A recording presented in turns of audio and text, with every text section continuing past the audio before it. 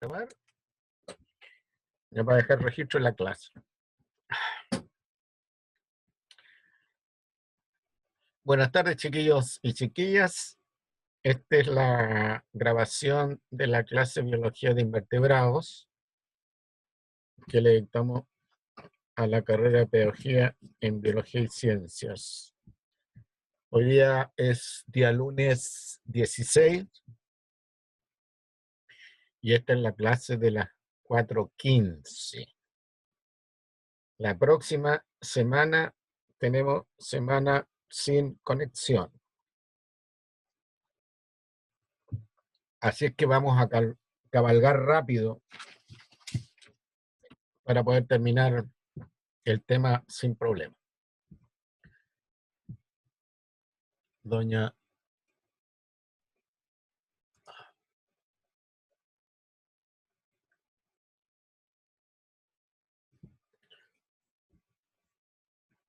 Bueno, la clase pasada, el viernes, terminamos de analizar el tema de los animales platelmintos. El mismo viernes les subí la clase, más un video sobre la tenia solium. En esta clase vamos a hacer el inicio a los animales bilaterados pseudocelomados. Me imagino que están viendo la diapositiva. Bueno, la característica principal de los animales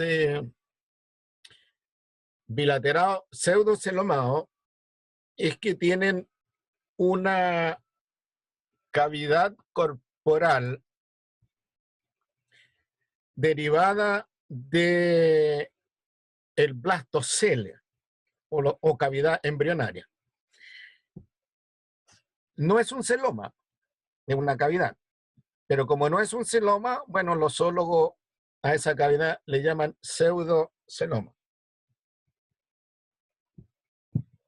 Sabemos nosotros que el celoma es una cavidad encerrada, contenida por tejido de origen mesodérmico. Aquí la cavidad no está contenida por tejido alguno. Sí, obviamente está contenida por la pared corporal del animal. Los animales pseudocelomados es un grupo heterogéneo y todavía los zoólogos no se ponen bien de acuerdo cómo clasificarlos dentro de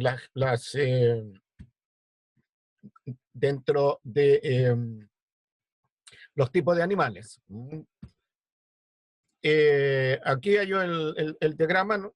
que muestra la diferencia entre la cavidad primaria, donde no está rodeada por origen por tejido de origen mesodérmico, pero sí obviamente por la pared corporal. Pseudoceloma, y aquí tenemos nosotros el celoma, donde es una cavidad secundaria, cavidad corporal secundaria, donde esta cavidad está encerrada por tejido de origen mesodérmico, como lo ven ahí ustedes. La otra diferencia es que en los animales celomados esta cavidad está llena de líquido, por donde circulan los nutrientes, las sustancias de desechos, gases disueltos, etcétera, pero también este líquido ayuda a darle una suerte de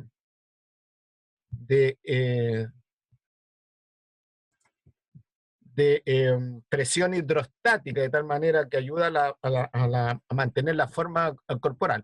Si bien es cierto, estos son animales de cuerpo blando, sin embargo, el cuerpo es bastante más compacto, más sólido que en el caso de los platelmintos. precisamente porque esta cavidad, ¿no es cierto?, está llena de líquido. Ahora, cuando uno observa los animales celomados en sus relaciones filogenéticas, se da cuenta que los animales pseudo celomados constituyen una línea filogenética que diverge de la línea filogenética principal de evolución del reino animal. La línea filogenética principal de evolución del reino animal, bueno, comienza con los animales bilaterados, con el ancestro de los animales bilaterados, sigue hacia los animales acelomados, y de los acelomados se deriva a los animales celomados. Pero acá, ¿no es cierto?, ustedes ven que hay una línea pequeña, divergente, que conforman animales relativamente simples en términos de su patrón arquitectónico, de su diseño corporal. Y acá entonces hay algunos desacuerdos respecto de si son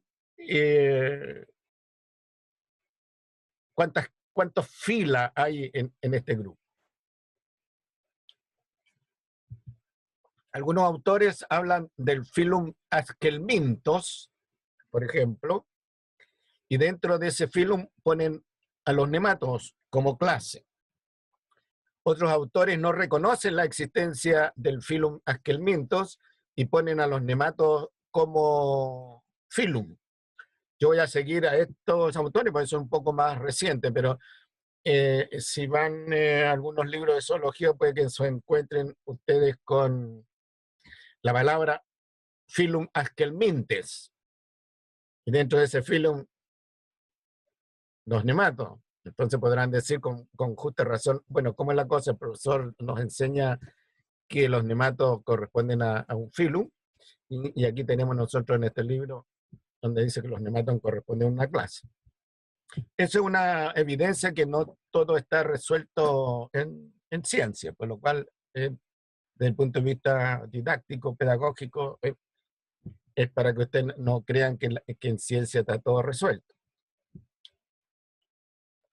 Entonces, como decía, yo voy a seguir el criterio que pone a los nematodos en la categoría de filum, de diseño arquitectónico. Aquí tenemos entonces la propuesta de Ellen Curtis del reino animal, ¿ya?, que considera a los nematodos como filum. Obviamente, como dije, los animales pseudocelomados es un grupo diverso y aparecen ya en esta clasificación de Ellen Curtis otros filos de animales pseudocelomados. Tenemos nosotros ahí el filum Nematomorpha, el filum Acanthocéphala, el quinorrinco, Gastrotrica, Rotífera, Entoprocta. Nosotros no vamos a estudiar estos animales fundamentalmente por dos razones, a lo mejor por tres razones. Primero, no tenemos tiempo. Segundo, estos animales en la naturaleza no son abundantes. Y tercero, ninguno de ellos constituye ninguno de ellos representa un interés para el ser humano. Tiene un interés desde el punto de vista de quienes estudian zoología, un área de estudio bastante especializada. Son pocos los especialistas que hay en Acanthocéphala, quinorrinco, qué sé yo. Y desde este punto de vista, entonces, los nematodos es el grupo que vamos a considerar nosotros como un grupo representante de los animales pseudocelomados. Es un grupo de animales bastante abundantes y constituyen importancia económica y de salud para el ser humano. Entonces,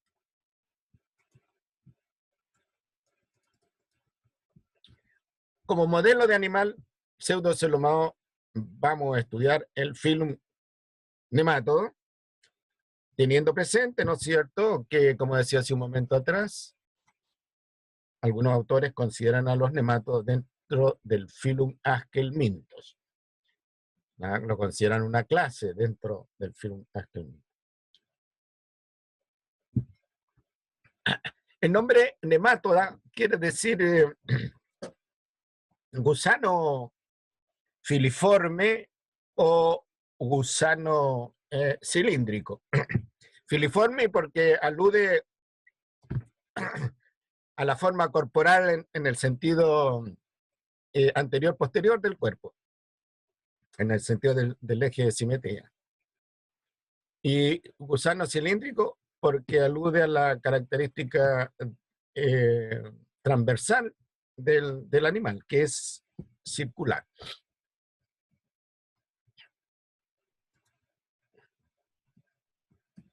Ahí tienen entonces la forma básica del nemato, ¿no es cierto? Una forma alargada. No hay una clara diferenciación entre la región anterior y la región posterior. Y aquí tenemos el corte transversal, ¿no?, que muestra que es un gusano cilíndrico. Tenemos ahí nosotros la pared corporal, el pseudoceloma lleno de líquido, nadando, contenido en este líquido están los órganos interiores. La pared corporal está formada por 3 capas. Una capa externa que se conoce con el nombre de cutícula, ahí aparece como epidermis, una capa externa no celular, cutícula, una capa que viene a continuación, celular, la epidermis, y pegada, ¿no es cierto?, inmediatamente debajo está el tejido muscular. Estos animales tienen tejido muscular de orientación anteroposterior, de tal manera que el animal se puede alargar o encoger, ¿ya? Y eso, al alargarse, encogerse el sistema muscular, el animal adquiere un movimiento flagelar, un movimiento de látigo, y con eso se mueve. Pero no se puede, el diámetro que están viendo ustedes ahí, no se puede alargar ni encoger porque no tienen músculos circulares. Y ahí tienen entonces la cavidad digestiva, con la pared del tubo digestivo. La disposición de los órganos en este animal obviamente sigue la simetría bilateral, y los órganos tienden a ser alargados y se disponen, ¿no es cierto?, a lo largo del eje de simetría. Ahí tienen una vista más real. La mayoría de los nemátodos son animales relativamente pequeños. Se pueden encontrar en grandes cantidades en el suelo húmedo sobre todo, en el agua, aguas semiputrefactas, aguas dulces semiputrefactas, o en aguas marinas. Pero además, estos animales son endoparásitos de muchos animales, incluyendo invertebrados, y son fitoparásitos. Y esta es una característica importante porque aquí encontramos por primera vez un grupo de animales fitoparásitos. Los órganos de las plantas principalmente afectados son las raíces. Y por supuesto, desde ese punto de vista, son importantes para la agricultura. Suelos infectados con nematodos atacan las raíces, de las plantas y se pierde los cultivos, pues impacto económico. Por eso que para los agrónomos el estudio de los nematos es bastante importante. Nosotros no le vamos a dedicar más tiempo a los animales fitoparásitos, porque como ustedes no van a ser agrónomos, no tiene mucho sentido, pero la estructura morfológica de un nemato fitoparásito respecto a un animal zooparásito es básicamente la misma. Yeah.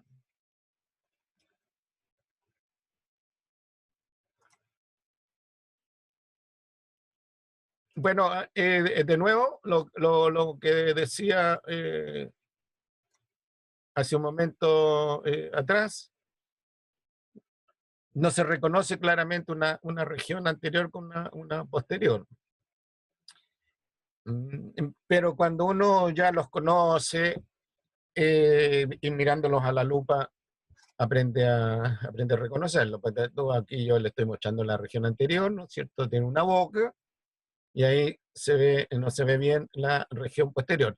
Como estos animales son pequeños, la pared corporal es transparente y lo que están viendo ustedes en estos momentos es la disposición de los órganos internos. Desde la boca y se encuentra, se ve con claridad la faringe. Estos animales,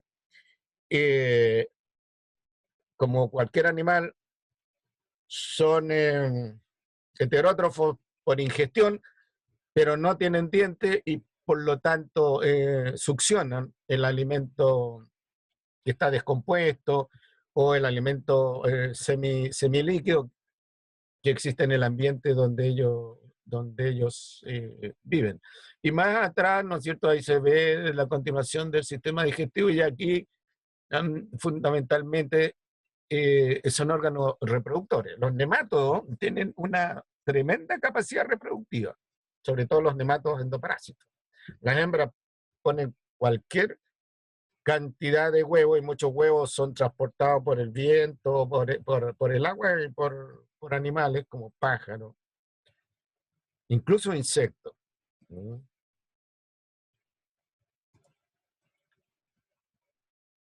Y ahí está la posición relativa de los nematos en términos del número de especies. Y 7,4% de todas las especies descritas de animales está representada por nematos, de tal manera que suelos húmedos, ¿no?, con mucha materia orgánica, van a ser ricos en nematos, o bien cuerpos de agua con mucha materia orgánica también van a ser ricos en nematos. Recuerden que nosotros estábamos usando, ¿no es cierto?, el porcentaje de número de especies que corresponden a cada diseño animal, a cada filum, como un indicador de la importancia relativa del filum dentro del concierto de todos los animales. Aquí tenemos nosotros cómo encaran los nematos las funciones orgánicas para ser animales exitosos e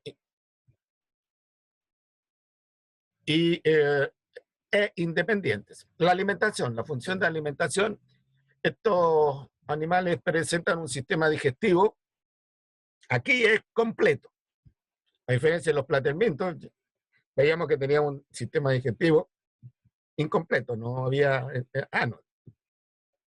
Aquí ahí en los platelmintos el sistema digestivo es sacular, y más aún en el caso de la astenia el sistema digestivo desaparece. Aquí el sistema digestivo completo presenta una boca, ¿no?, donde entra el alimento, y esto está en la región anterior, y un ano por donde sale el alimento no digerido, que está cerca de la región posterior. Ventilación. Carecen de un sistema respiratorio, por lo tanto la ventilación se hace a través de la superficie corporal, mediante difusión. Movimiento. Presentan un sistema muscular simple, que está formando parte, como dije, de la pared corporal. Y el animal se desplaza con movimientos flagelares, como un flagelo, como las culebras. La diferencia es que las culebras tienen el sistema muscular bastante más complejo que los nematos. Pero cuando uno mira un nemato en el agua, ya el nemato se desplaza como moviéndose, como con forma de S que se va moviendo. Conducta y coordinación presentan un sistema nervioso simple. La parte principal del sistema nervioso se ubica cerca del polo anterior en la forma de un anillo, como rodea el esófago. Ese anillo, el anillo se llama anillo periesofágico. Y de ese anillo periesofágico pueden salir varios cordones nerviosos longitudinales, es decir, algunos, o sea, una parte de ese cordón se va hacia adelante, donde están los órganos de los sentidos, ¿tá? Y otros cordones, y otra parte del cordón se va hacia atrás, cubriendo el resto del cuerpo. Sistemas de soporte carecen de un sistema de soporte en el sentido de un esqueleto, un sistema esquelético, ¿no? Pero sí tienen un soporte hidrostático representado por el pseudoceloma lleno de líquido. Excreción, presentan un sistema excretor. ¿Ya? Aquí el sistema excretor se diferencia del sistema excretor de los platelmintos. Recuerden que la unidad excretora en los platelmintos es la célula flamígera. Aquí aparece un sistema excretor un poco más complejo. Está formado por conductos, ¿no es cierto?, llamados conductos acuíferos, que, que, eh, que colectan, ¿no es cierto?, las sustancias de excreción que están en el pseudoceloma, en el líquido del pseudoceloma, y la van evacuando a través de un poro excretor. Transporte interno, carecen de sistema circulatorio. Reproducción, aquí hay otra diferencia respecto de los platelmintos. Estos presentan un sistema reproductor dioico. Eso quiere decir que aquí encontramos machos y hembras. Estos animales tienen que copular.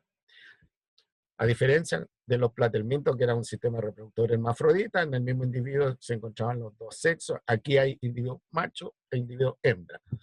En algunos grupos de nematos, las hembras tienden a ser más grandes que los machos. Y eso permite también diferenciar y reconocer a la hembra. Ahí tienen ustedes una morfología de nemato, un diagrama. Tenemos la boca, tenemos el anillo nervioso periesofágico, ¿ya? Y aquí tenemos de manera más evidente, ¿no es cierto?, el sistema digestivo, como dije, boca, la faringe muscular que chupa, un esófago, intestino y acá el ano. No está el ano ahí en el extremo terminal, sino que está cerca del extremo terminal. Y el sistema reproductor es un sistema alargado. Aquí está mostrando una hembra. Aquí tenemos un útero común, porogenital. Fíjense usted que el porogenital está aproximadamente la mitad del cuerpo del animal. En algunos está en el primer tercio. un ovario dirigido hacia adelante, un ovario dirigido hacia atrás y comunicándose, ¿no es cierto?, con el, con un, eh, con un útero único. Eh, bueno, ya les señalé que la capa exterior recibe el nombre de cutícula. Es una capa que le da resistencia al animal, los protege a los órganos interiores, y es una capa no celular, producida por la epidermis. Y aquí tenemos el corte transversal. Este corte es a nivel de la faringe, y este corte es a nivel de los órganos reproductores. Este es el corte a una hembra. Entonces notarán aquí el mayor desarrollo, ¿no es cierto?, de la capa muscular, porque aquí el animal hace fuerza para alimentarse, y ahí tenemos nosotros las paredes musculares perdón, las paredes de la faringe. Y aquí se ve el líquido del pseudoceloma. Y aquí tenemos nosotros la cuerda nerviosa dorsal, y aquí tenemos la cuerda nerviosa ventral. Aquí, bien digo, la cuerda nerviosa dorsal, ya, dorsal, y la cuerda nerviosa ventral. El negro está la cutícula. Y aquí tenemos el conducto excretor derecho, y aquí tenemos el conducto excretor izquierdo. Ya, en el caso de este animal, que es un Corteunascari, ¿no es cierto?, ellos tienen un par de conductos excretores, ¿no es cierto?, uno al lado derecho y el otro al lado izquierdo. Acá aparece el nombre de hipodermis para la epidermis. Y aquí esto es interesante porque el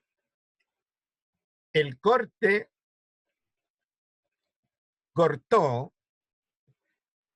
un órgano varias veces, por eso aparece, por ejemplo, los ovarios repetidos ahí, ¿no?, como que hubiera N ovarios.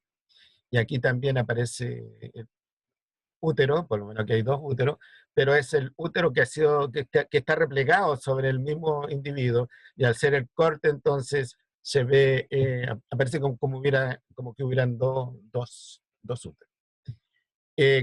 Aquí no está replegado, entonces se ve claramente una cavidad digestiva o sea, un tubo digestivo. Lo que ven adentro del útero ustedes son huevos, ¿no es cierto?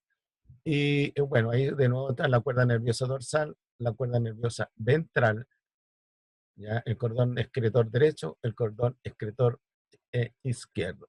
Aquí se dan cuenta ustedes que la pared corporal, en lo que dice relación con la musculatura, ha desaparecido o está reducida a un mínimo. Ahora, algunos autores hablan que los nematodos es un cilindro, tubo digestivo, dentro de otro cilindro, la pared corporal. Y entre ellos, entonces, está el pseudoceloma líquido, lleno de líquido, que es un líquido medio gelatinoso, y en medio de este líquido están los órganos internos. Esta figura muestra bastante bien esa situación. Un cilindro o un tubo dentro de un tubo mayor. Y parece ser que esta característica, ¿ya?, es en parte la responsable del relativo éxito de los nematos. Ya vimos que corresponde, ¿no es cierto?, aproximadamente un 7 y tanto por ciento del total de especies de animales que conforman el reino animal. Y aquí tenemos nosotros un diagrama que muestra la perspectiva longitudinal. Este es el sistema digestivo, este es el sistema nervioso, ahí está el anillo perisofágico con cordones hacia adelante, hacia la boca, y donde están los quimiorreceptores, y hacia atrás. Aquí tenemos el sistema excretor, ahí está por donde se filtra el líquido de pseudoceloma de la sustancia de desecho, y ahí está, ¿no es cierto?, el poro excretor. Aquí tenemos nosotros el sistema reproductor masculino de un machito, obviamente esa es la región anterior y esa es la región posterior, ¿no es cierto? Tenemos el testículo, bueno, los distintos órganos de los testículos, y ahí tenemos nosotros el poro genital, y este es el sistema reproductor de la hembra. Noten ustedes la disposición del sistema reproductor de la hembra. Aquí tenemos nosotros el poro genital, ahí tenemos el ovario, y todo eso es el útero. Y el diagrama muestra nuevamente el útero lleno de huevos, señalando la capacidad reproductiva de los huevos, de los nematos. Bueno, vamos a entrar al tema de los nematos parásitos del ser humano. Si hay alguna consulta, estoy llano a contestarla, a responder cualquier duda que tengan a esta altura. Ya les he dicho que esto de que se transforme en un monólogo no es bueno para ninguno de nosotros.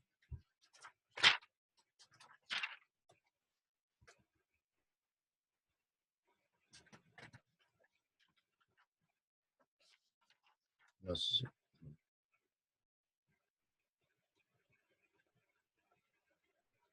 ¿Ninguna consulta? Por el momento no, al menos Ya, no de mi parte. ya está, gracias. Entonces vamos a darle una mirada a los nematos parásitos del ser humano. Hay una especie de nemato bastante interesante. La cantidad de especies de nematos que hay, que son parásitos, es bastante grande. Nosotros, por supuesto, no vamos a ver a todas esas especies. Muchas especies de nematos son tropicales, de tal manera que la recomendación cuando se visitan los países tropicales, Centroamérica, por ejemplo, en algunas regiones de Brasil, África, bueno, hay que tomar las provincias del caso. Sin embargo, a nivel mundial, hay algunas especies de nematos cosmopolitas, que es lo que conviene examinar, porque Chile está dentro de la área de distribución de esos nematos. Sin embargo, también hay que señalar que gracias al conocimiento parasitológico de los nematos, al avance de la medicina, al avance de la salubridad pública, bueno, la infestación por nematos cada vez es menor. Sin embargo, cuando en una familia hay alguien que tiene nematos, generalmente toda la familia es tratada con antiparásitos, porque la transmisión en grupos familiares es bastante fácil. Uno de los nematos parásitos más grandes, fíjese usted, es el Ascaris lumbricoides. No solo uno de los nematos parásitos más grandes, es uno de los nematos parásitos más grandes, es uno de los nematos más grandes. Ya les señalaba que los nematos son animales relativamente pequeños. El estudio morfológico, el estudio taxonómico es precisamente complicado por eso. Hay que trabajarlo a, con microscopio. Una primera instancia lupa, ¿no es cierto? Y después microscopios de buena calidad. Y eso hace difícil el estudio de estos animales. Dicho sea de paso, la ciencia, la subdisciplina de la zoología que estudia los nematodos es la nematología. Y es una ciencia que se estudia a nivel de posgrado. a nivel de máster o a nivel de doctorado. Y a esa disciplina llegan los agrónomos, por ejemplo, llegan los médicos veterinarios y llegan los biólogos. La nematología, cuyo objeto de estudio son los nematodos. Pueden ser nematos, pueden ser nematos fitoparásitos o nematos zooparásitos. Es poca la gente que estudia los nematos por sí mismos, a pesar de que son relativamente abundantes, pero el interés como objeto de estudio radica por el lado de la importancia económica de los nematodos. Bueno, el Ascaris lumbricoides, lombriz intestinal, es un ácaro, es un nemato que fue bastante común acá en Chile por allá por los años, qué sé yo, a mediados del siglo pasado. Personas jóvenes, niños, adultos, era común encontrar, ¿no es cierto?, la presencia de la lombriz intestinal.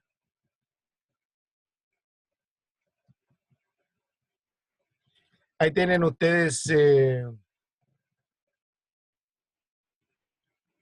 una diapositiva. Lo que está mostrando acá es una hembra. Se caracterizan estos animales en el estado adulto por ser blancos, de un blanco brillante, y un cuerpo esbelto que es mantenido en parte por la cutícula y en parte por el líquido que está en el pseudoceloma. Pueden llegar a medir, en el caso de las hembras, alrededor de 25 centímetros de largo.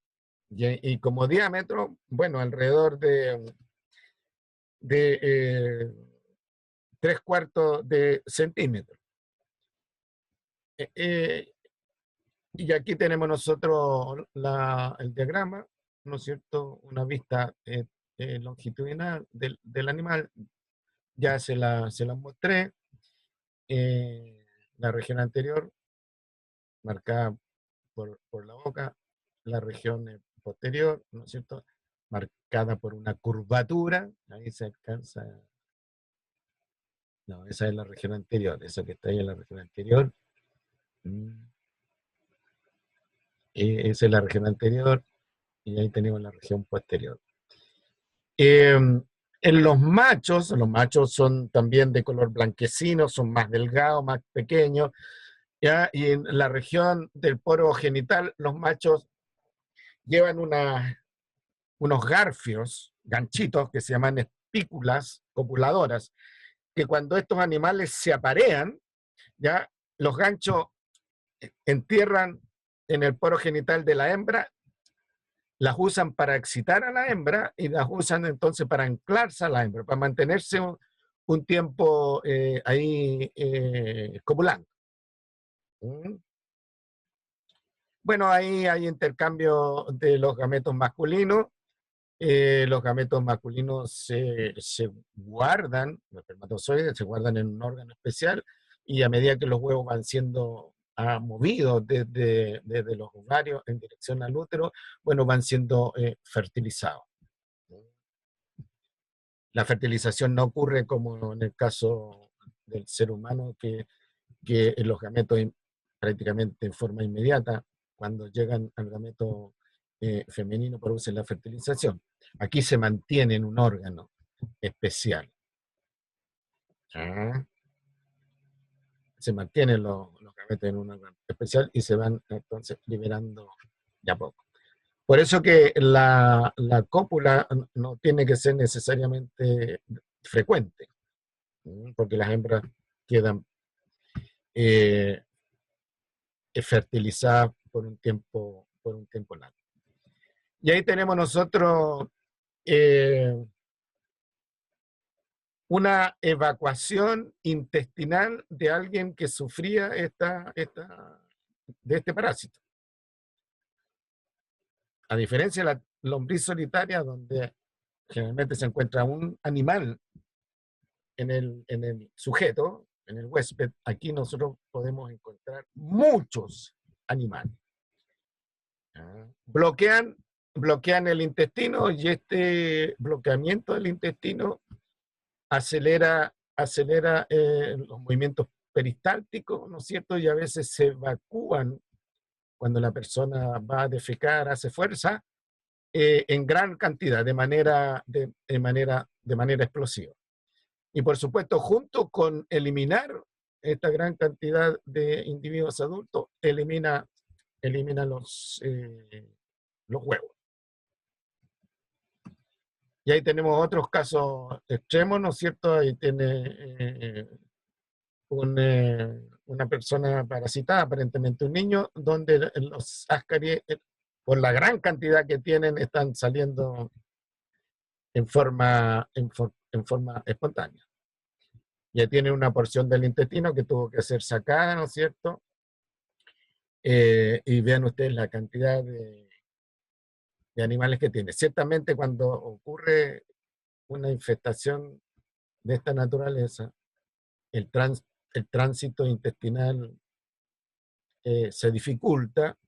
Estos animales producen una gran cantidad de toxinas que son absorbidos por el intestino y pasan al torrente sanguíneo y se empieza a producir un envenenamiento de la persona. La parasitosis también se conoce con el nombre de ascaridiasis. Y en algunos países, países pobres, esta ascaridiasis es una parasitosis endémica. Está ahí. Y el combate de esta parasitosis ha sido en esos países bastante difícil, de tal manera que aún persiste. Casos extremos ya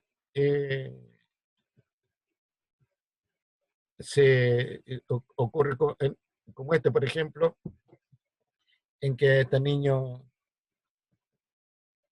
dormido, o sea, le están saliendo los animales, por la gran cantidad de animales que hay, en forma espontánea por fosas nasales y por la boca. Ahí se pueden dar cuenta ustedes por el tamaño. Probablemente eso corresponde a una hembra, ¿no es cierto? Eso también a una hembra y eso a un macho. El ciclo biológico de estos animales es bien interesante. Los nemátodos pasan por estados larvales. Las larvas se conocen con el nombre de filarias. En el caso de el Ascaris lumbricoide,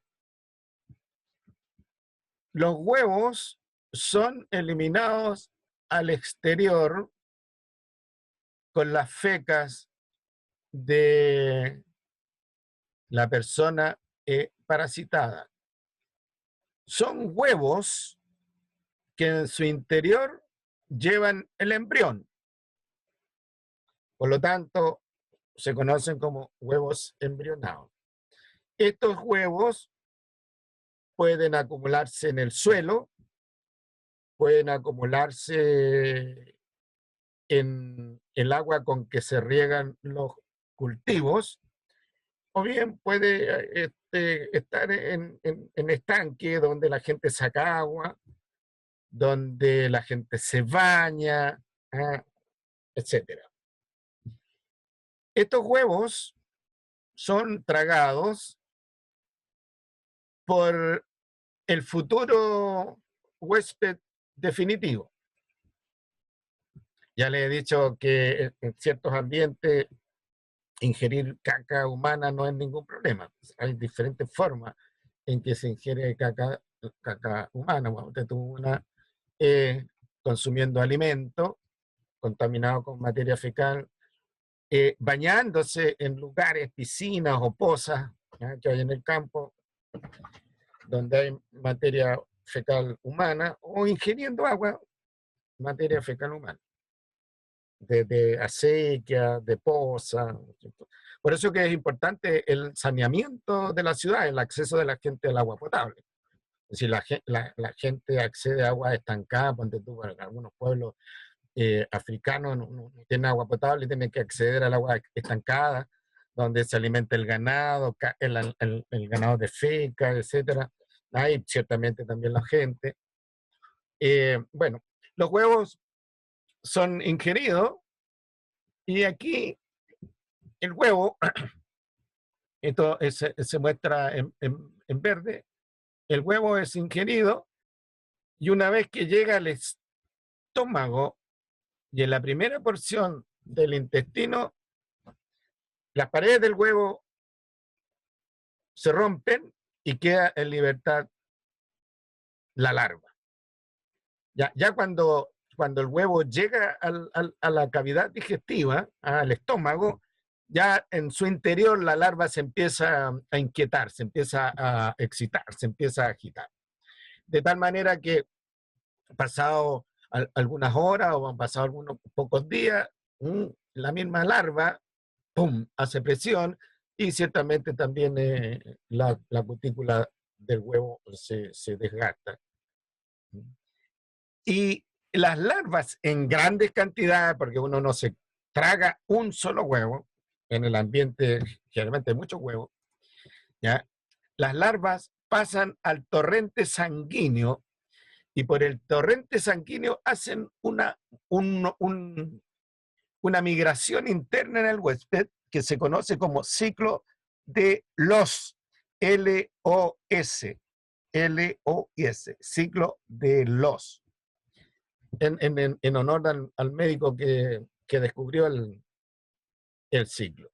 Este ciclo de Loss compromete al sistema cardiovascular y respiratorio del huésped. O sea, las larvas se mueven por el sistema circulatorio, llegan al corazón, del corazón pasan a los pulmones y las larvas suben desde los pulmones por la tráquea y llegan a la laringe, ¿ya? Y el hospedero, a través de movimientos reflejos, cada cierto tiempo, sobre todo cuando duerme, va tragando las larvas. Donde las larvas están aquí, pasan acá, y una vez que llegan aquí, ya han adquirido la forma adulta juvenil, o sea, una lombriz chica, pero habiendo terminado su ciclo. Así que ustedes comprenderán que tener esta parasitosis, además de tener una gran cantidad de bicharracos en el intestino, la persona tiene circulando por su sistema cardiovascular y respiratorio larvas, porque la infestación o sea, porque la persona se puede autoinfestar.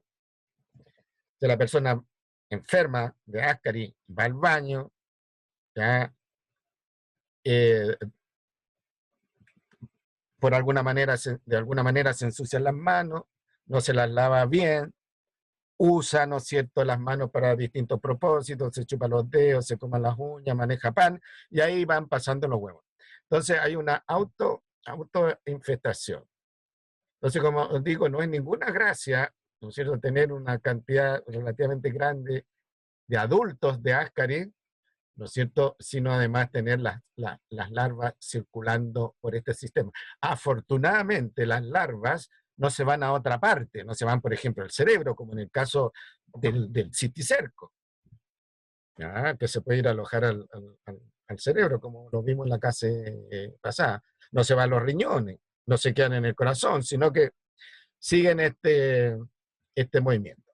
Y como hay una gran cantidad de huevos circulando, bueno, es muy fácil entonces que familiares se contaminen. De nuevo, cuando la gente vive en condiciones de hacinamiento, se duerme juntos, ¿no es cierto? Se usan las mismas toallas, a veces se usa la misma ropa interior, no se lava bien la ropa interior, etcétera. ¿Mm? Entonces, esta es una parasitosis ascariasis que hay que tenerle respeto. De vez en cuando aparece gente acá eh, con ascariasis, pero afortunadamente acá en Chile es una parasitosis que va en retirada.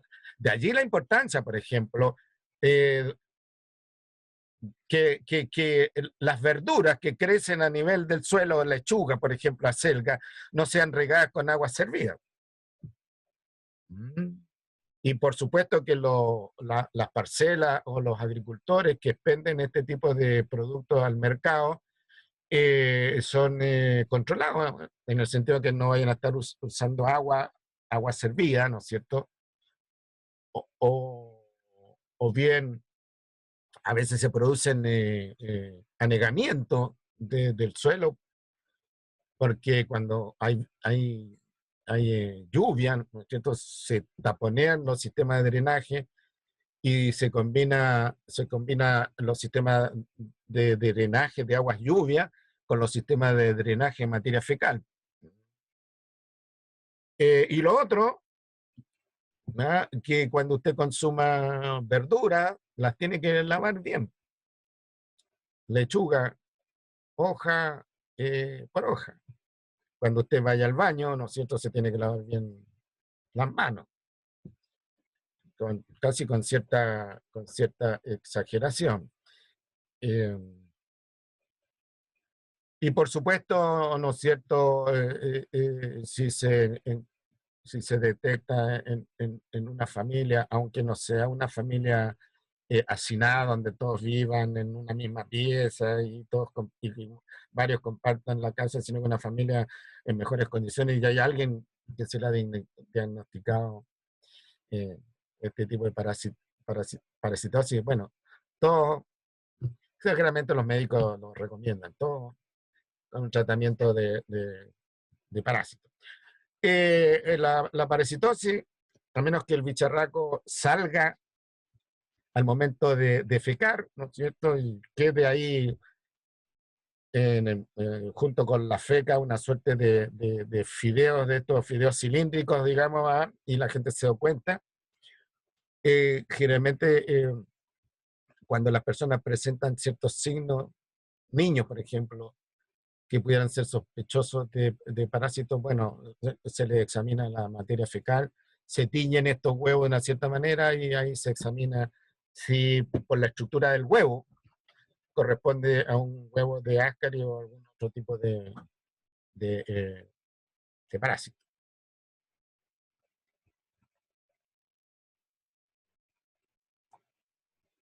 Bueno, ahí tienen ustedes la distribución de los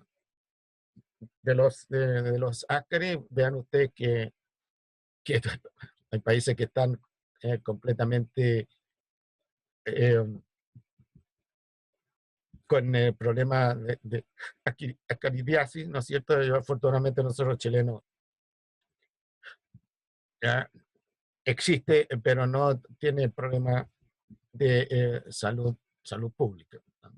Vean ustedes, países centroamericanos, sobre todo en los sectores rurales, ya, Centroamérica, ¿no es cierto? Bueno, la zona de toda, Brasil, esta la zona de la península arábica, ya, Asia, la India, Pakistán, bueno, y las islas oceánicas, ¿no es cierto? Japón.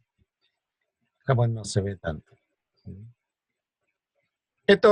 Las condiciones húmedas y cálidas favorecen la existencia de estos parásitos, pues las condiciones frías, como ven ustedes ahí, no favorecen las condiciones de este parásito. Y las condiciones relativamente templadas, bueno, dan algún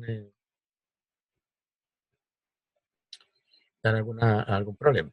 Bueno, ahí en rojo quiere decir países donde los parásitos intestinales son un problema de salud pública y países donde los parásitos intestinales son transmitidos pero no constituyen un problema de salud pública. Después tenemos nosotros otro parásito comúnmente conocido con el nombre de piduyes. Piduye. Es el Enterobius vermicularis. Es que este es un parásito bastante común en los niños. También se da en los adultos, pero en menor frecuencia. ¿Ya? Aun cuando, de nuevo, este parásito también va en franco retroceso. ¿No? En los años 40, 50, aquí en Chile no había niño que no tuviera piduya, y probablemente en algunas poblaciones de gente de escasos recursos, la presencia de piduye todavía sea importante. La presencia de Enterobius vermicularis recibe el nombre de oxyuriasis. Oxyuriasis, pero el nombre antiguo del piduye era Oxyurus. Y la presencia de este parásito, la parasitosis, recibe el nombre de oxyuriasis. Oxyuriasis. Hay algunos mitos, ¿no? Se cree, y probablemente en algunos sectores populares se cree, que el Enterobius se origina, de aquí viene la teoría de la generación espontánea, se origina de comer mucho azúcar, o bien de comer mucho chupete. ¿Ya? Probablemente hay alguna relación entre comer azúcar, comer chupete, en el sentido de que se ensucian las manos y después se chupan los dedos, ¿no es cierto? Y después se rascan el traste, porque uno de los síntomas de la presencia del piduye es que produce picazón en el ano. Entonces la gente se rasca, ¿ya? Y a veces la caca se pasa a la yema de los dedos, queda en la uña, y bueno, y usted come azúcar, un niño come azúcar, chupete, y después se chupa los dedos porque les quedan dulces. Además la caca dicen que es dulce también. Bueno.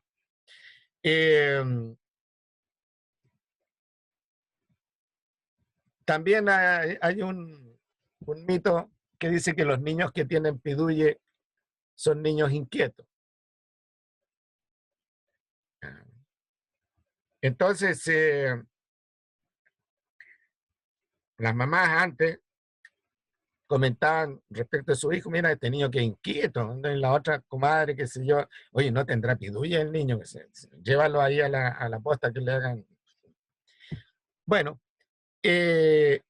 también en el hospedero, los piduyes se pueden encontrar en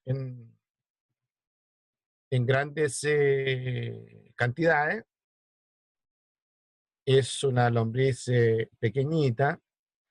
Los huevos son producidos por las hembras en grandes cantidades y son huevos pequeños, de tal manera que son transportados por facilidad por el viento, por el agua, por animales, qué sé yo, como las baratas, por ejemplo, ratones que se meten ahí en la mugrería y comen, qué sé yo, no sé, en los pozos, en los pozos negros. Antes los baños quedaban fuera de las casas, ¿no es cierto?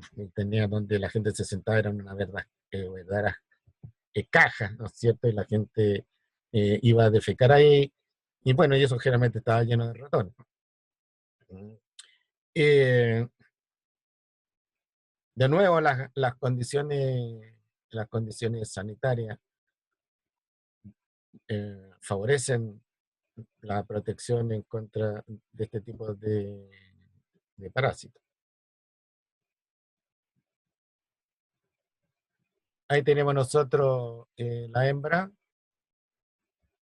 ¿no es cierto? Y ahí tenemos el machito, la hembra, la región anterior, la región posterior, la región anterior, la región posterior, y ahí tenemos los huevos que, como dije, se encuentran en grandes cantidades en la materia fecal, y son fáciles y se dispersan, son pequeñitos, digo, livianos, y se dispersan con facilidad. Una recomendación que hay es que cuando se hace el aseo de los dormitorios, ¿ah? Las dueñas de casa tengan el cuidado de no mover la sábana, ¿no es cierto?, cuando están haciendo la cama, ventilando la sábana, con el propósito que se está ventilando la sábana y que salen todos los olores, digamos, de la noche de ahí. Porque al hacer ese movimiento de la sábana, los huevos quedan en el aire. Y si hay alguien que tenga pidulle, ¿verdad? Los huevos de esa persona quedan en el aire, ¿ya? Y la misma dueña de casa, al inspirar aire, inspira los huevos o se traga los huevos, ¿no es cierto? Y cualquier persona que llega en el momento en que se está haciendo el aseo, lo mismo cuando se barre. Pero afortunadamente ahora en la mayoría de las casas no se barre, se pasa una aspiradora y los pisos ya no son de madera como eran antes, ni menos de tierra como es en algunas casas, porque por supuesto que la tierra también favorece la presencia de este tipo de parásitos, sobre todo cuando los niños juegan ahí en el piso de la casa, y la casa el piso de la casa es de tierra. Los niños entonces se ensucian las manos con tierra, chupan la tierra, tragan la tierra. Hay una etapa por la cual pasa el niño en desarrollo, que es una etapa donde el niño consume tierra. ¿Ya? Y si los padres no se cuidan, no ponen atención, ya hay una etapa donde el niño consume caca, una etapa coprofágica. Sí. Entonces, los cuidados permanentes. Por supuesto que estamos nosotros en un Chile relativamente moderno y eso no es eso es poco frecuente, ¿no? Pero probablemente se da en situaciones de extrema pobreza, o bien en sectores rural pobres, donde tampoco se tienen los conocimientos. La larva, perdón, la hembra, en las noches se desplaza hacia la región perianal y pone los huevos. Y este desplazamiento de la hembra, al poner los huevos, produce picazón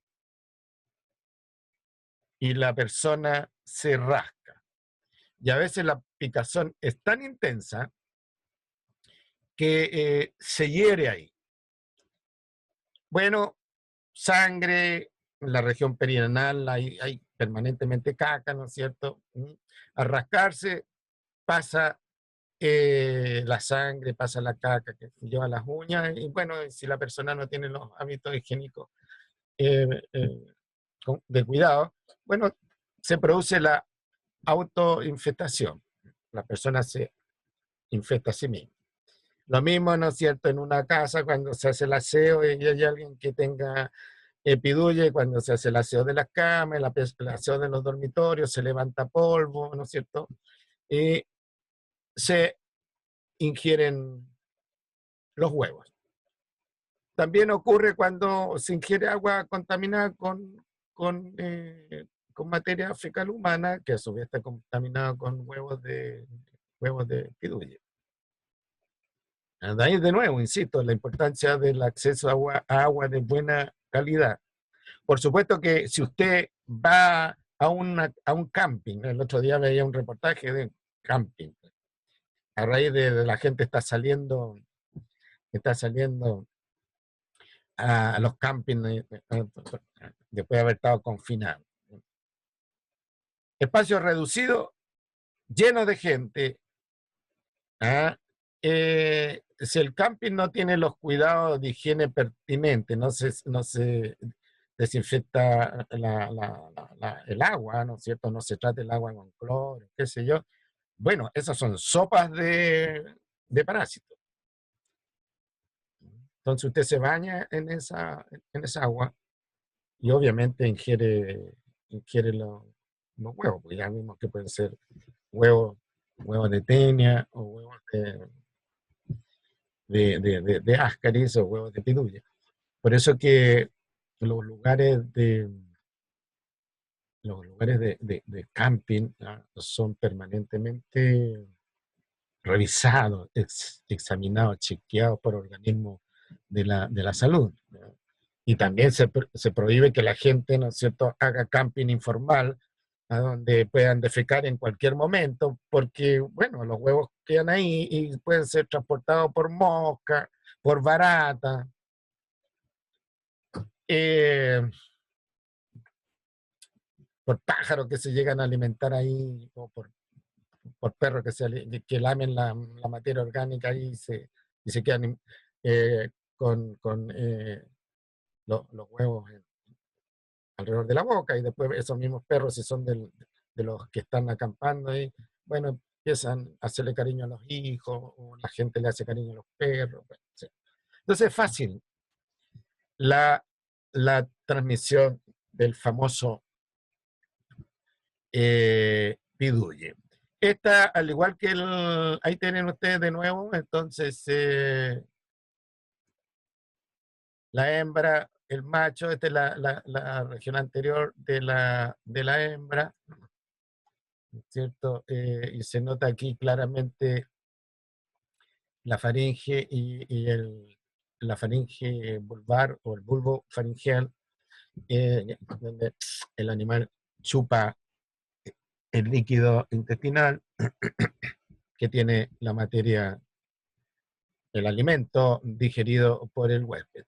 Y este es un ciclo, al igual que en el caso del ciclo, este es un ciclo directo, no al igual, no, este es un ciclo directo donde, donde los huevos, ¿no es cierto?, están en el medio externo, agua, suelo, alimento, con la larva, ¿ya? Ese huevo es ingerido por el hospedero, quedan en libertad, ya el inmaduro, en el intestino, y después alcanza la edad adulta, los animales copulan, se reproducen, quedan huevos que salen al medio externo y se quedan ahí a la espera de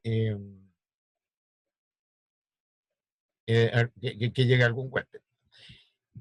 Entonces aquí tenemos nosotros la fase que ocurre en el ser humano, ¿no es cierto?, la fase que ocurre en el medio ambiente. Puede ser agua, suelo, eh, productos vegetales.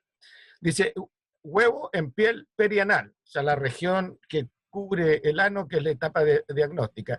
¿Ya? En ayuna, a los niños, a las personas que se sospecha que que tienen epiduye, le ponen unas winchas adhesivas, ¿no es cierto?, en la zona perianal, la sacan, la miran al microscopio, y si la persona tiene epiduye van a aparecer los huevos. Y la fase infecciosa o infectante es el huevo, ¿no es cierto?, embrionado, el huevo con el embrión. Bueno, aquí tienen un resumen, está escrito ahí, no tiene mayor dificultad.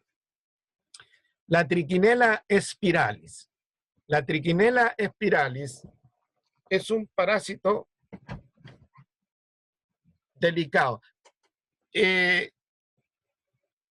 Más delicado que los otros anteriores.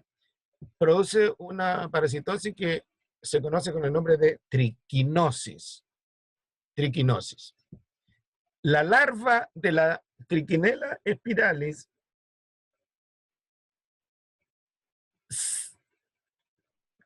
como llega al ser humano, se encuentra en los músculos estriados del cerdo. Y cuando el ser humano consume la carne del cerdo con quistes de triquina, ¿ya?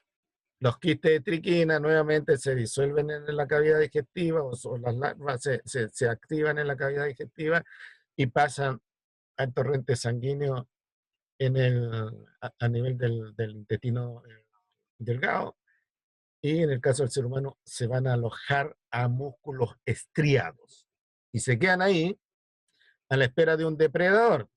Pero como nosotros no tenemos depredadores, se quedan ahí. En el caso de que llegue al cerdo, bueno, el cerdo es comido por el ser humano. Entonces ahí se cierra el ciclo.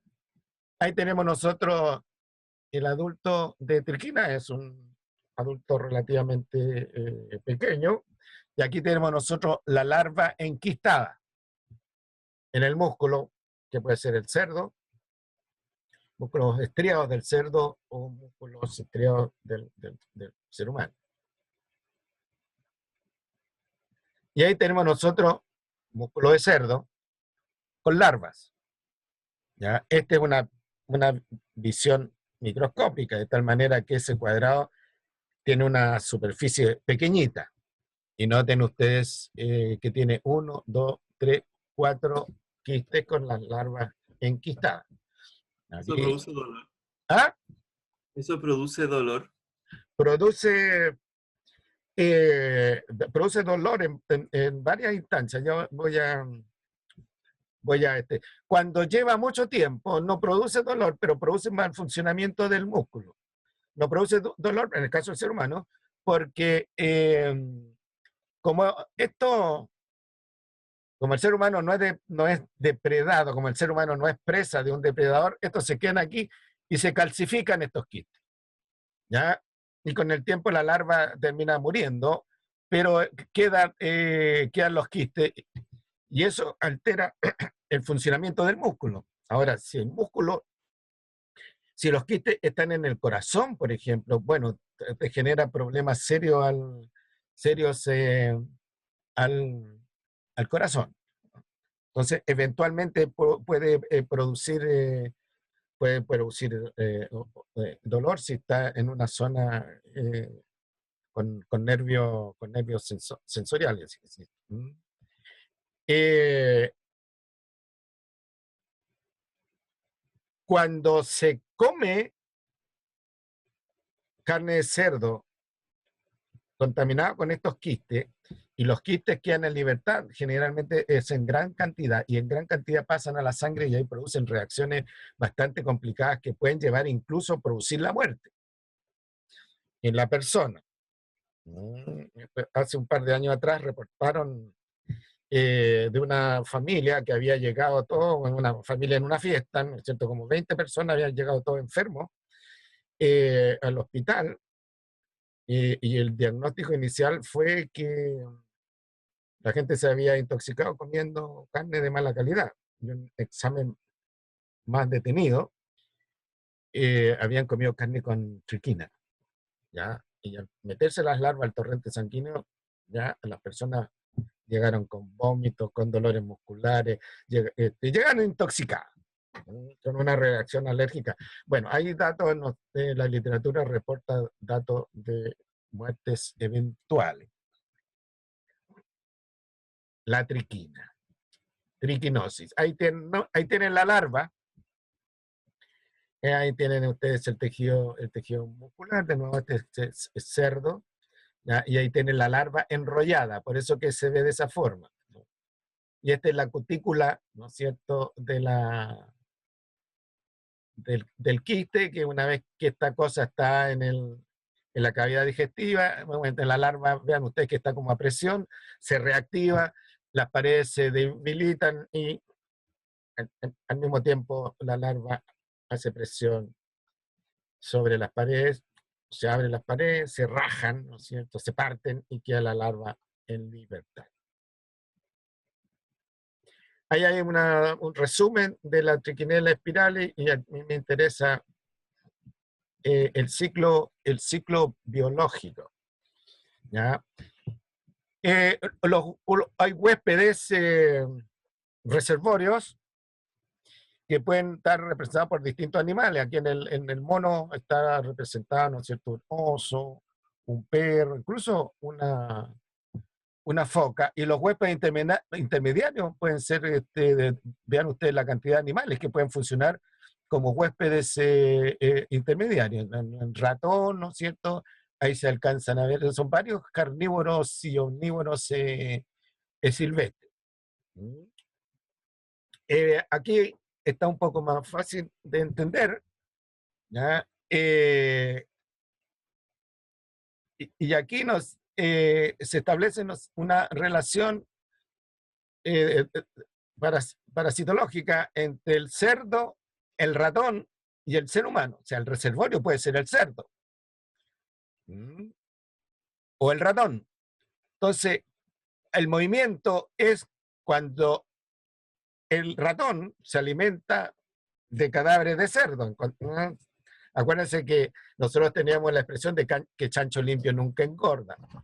Ahora la crianza de cerdo, ¿no es cierto?, es en condiciones bastante higiénicas, pero los cerdos en lo rural, ¿no es cierto?,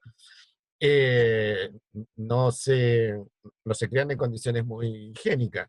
Y es probable, ¿no es cierto?, que en los corrales donde se crían chanchos estén ratones dando vueltas. Ahora, si hay un ratón, como el ratón, el cerdo es omnívoro, si hay un ratón enfermo, un ratón despabilado, qué sé yo, esto, lo otro, el cerdo puede que se lo coma. Entonces hay un movimiento, que es lo que está reflejado acá, de cerdo a cerdo, si hay de ratón a ratón, si hay canibalismo, por ejemplo, o de cerdo a cerdo, si hay canibalismo, qué sé yo.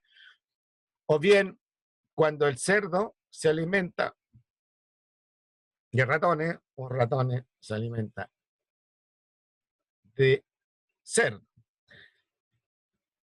¿Cómo le llega al ser humano? Bueno, el ser humano no se alimenta de ratones, al menos en casos extremos. Yo sé que en la Segunda Guerra Mundial, las personas que estaban en los campos de concentración nazi, que si yo, se alimentaban de ratones, bueno, no tenían otra alternativa. Pero en condiciones normales, el ser humano se alimenta de cerdo. Y al ser humano le puede llegar la triquina, ya sea porque el cerdo se alimentó de ratones, ¿no es cierto?, o se alimentó de otro animal silvestre que tenía triquina, o practicó el canibalismo. Bueno, tenemos los quistes de triquina en el cerdo es faenado clandestinamente, nadie revisa, ¿no es cierto?, el animal. Se vende la carne de cerdo y nos vamos a hacer un asado de cerdo para el 18 de septiembre, y ahí se enferma la gente. No solo se enferma porque viene, como digo, la reacción alérgica, inmunológica, cuando un número grande de larvas van pasando al sistema circulatorio, sino que además, ¿no es cierto?, estos animales se van a ubicar a los tejidos musculares eventualmente, ya, el músculo que mueve la pierna, los brazos, la lengua, el músculo que mueve el ojo, ¿no es cierto?, el corazón, etcétera. La triquinosis. Afortunadamente, la triquina tampoco es una enfermedad ya muy frecuente, obviamente en ambientes rurales, donde se faenan de manera clandestina cerdos que son criados en condiciones de mucha insalubridad. Después tenemos los toxocaras. Los toxocaras. ¿Por qué son importantes los toxocaras? Porque el toxocara cani, que vive en el perro, ya se transmite al ser humano.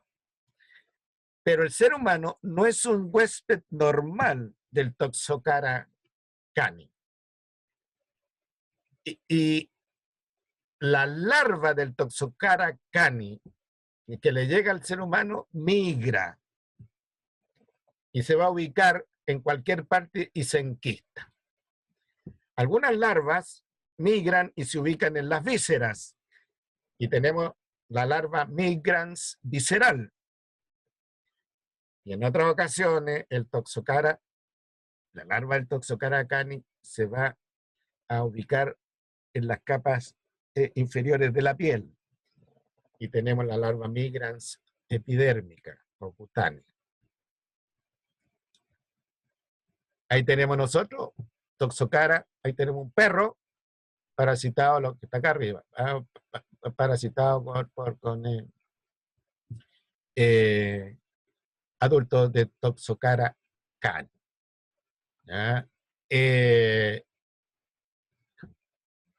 De allí la importancia de que los perros no callejeen mucho. De ahí la importancia que los perros tengan control de veterinario cada cierto tiempo.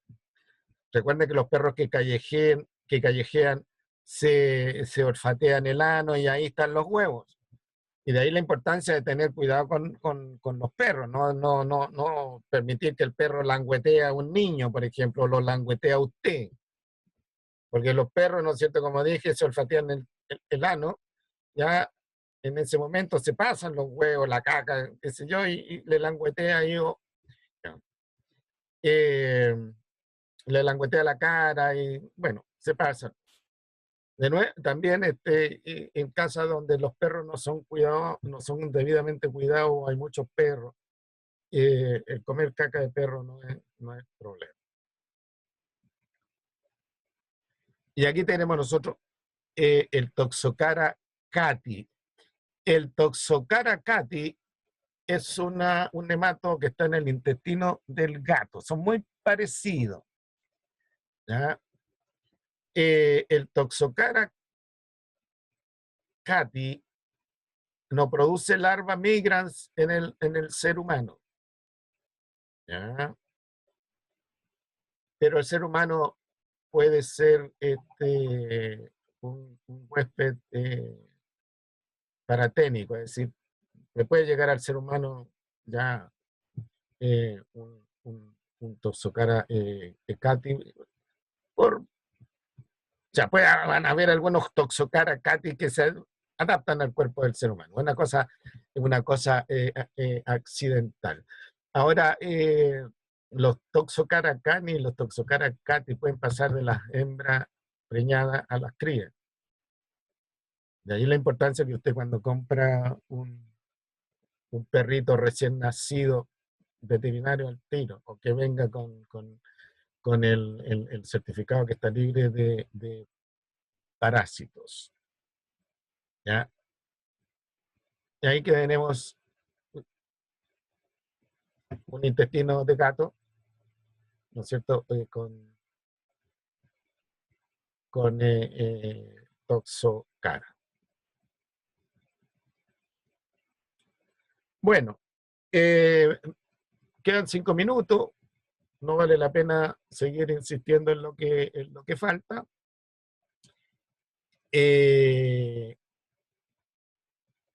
Si tienen alguna pregunta,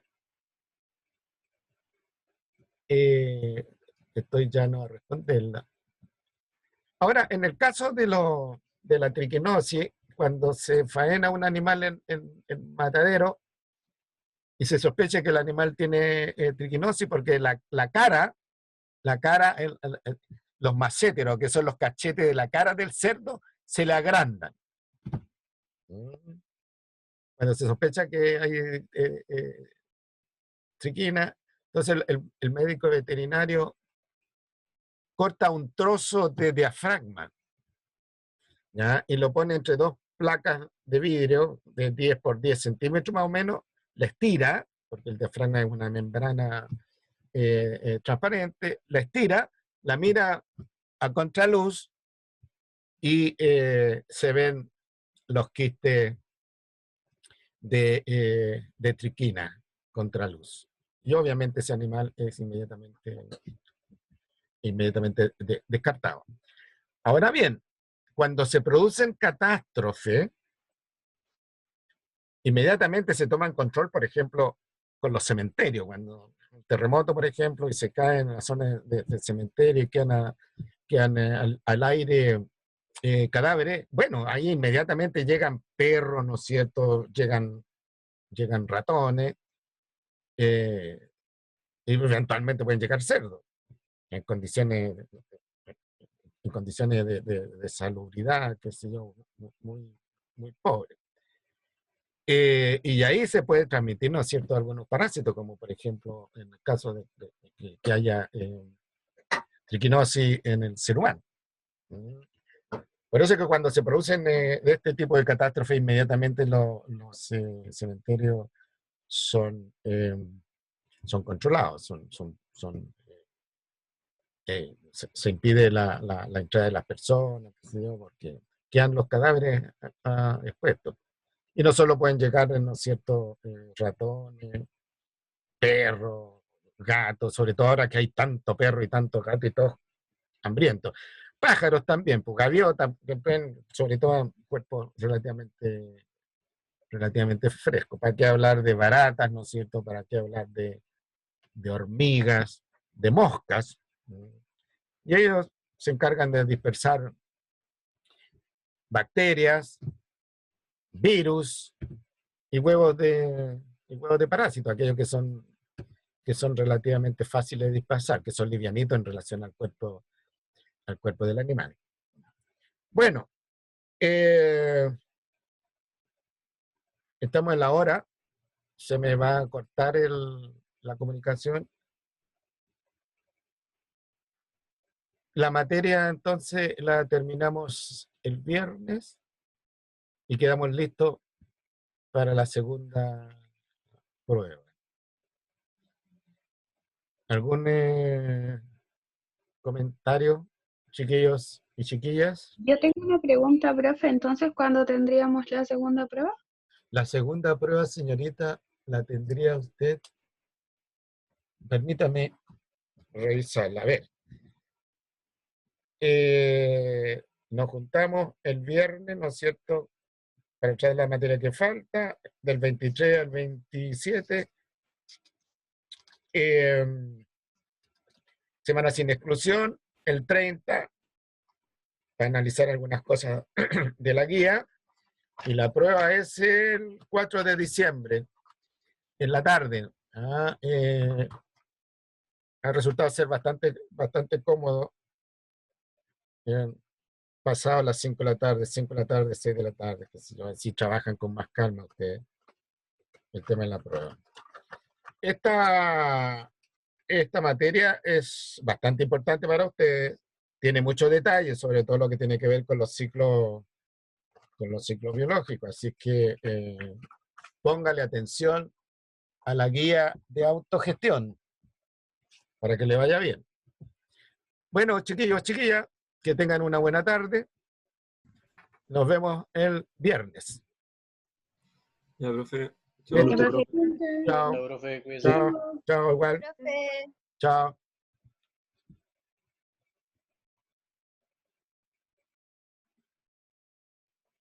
A ver.